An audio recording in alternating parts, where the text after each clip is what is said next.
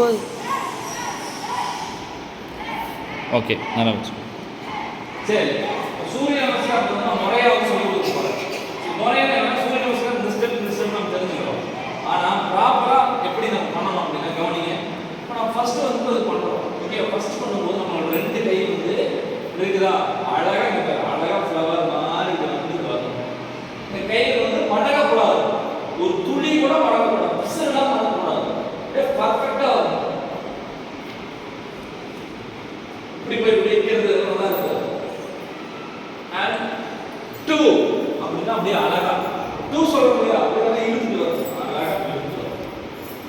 முடிஞ்சு 2 3னா first right leg தான் back வரும். ரைட் லெக், அதாவது ரைட் லெக்ல ஃபர்ஸ்ட் வந்து இங்க பாரு, ரைட் லெக் முன்னாடி இருக்கணும், இந்த லெக் பேக் வரணும். ஓகேவா? பாரு, அப்படி இல்லையா? First right leg back.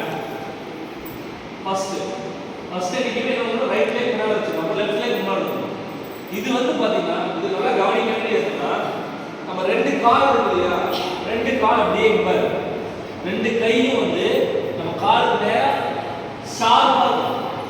இந்த 3 புரியுதா? 4 அப்படின்னா இப்படி வரணும், இது 4 கிடையாது, இதுதான் 4. ஃபிளாட்டா இருக்கணும். நம்மளோட ஐ கான்டாக்ட் வந்து கீழ இருக்கும். இங்க பாரு, ஐ கான்டாக்ட் வந்து கீழ இருக்கும், நம்ம ஷோல்டர் கூட தான் கை இருக்கும். இதுதான் 4. 5 அப்படின்னா அழகா இப்படி காட்டணும், அப்படியே சிரிச்ச மாதிரி அழகா 5. இந்த ரெண்டு கை வந்து கால் நேரா இருக்கும், முடிஞ்ச வரைக்கும் வெளியே போகும், இப்படி பம்பர் பேக் வெளியே போகக்கூடாது. 6 அப்படின்னா அழகா இருக்காங்க. 6 and 7 அப்படிங்கும்போது கால் பம்பர் பேக் வெளியே வரும், அவ்வளவுதான் 7. இப்படி முடிஞ்ச வரைக்கும் 8 தான் வந்து mountain shape. and 9 first right leg முன்னாடி வந்துருச்சு, ரைட் லெக் முன்னாடி வந்துரும்.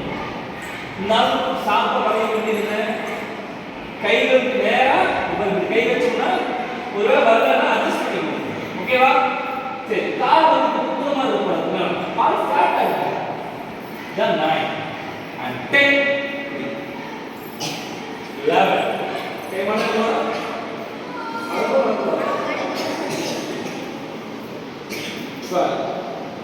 இது வந்து 3 செகண்ட் நிக்கணும்.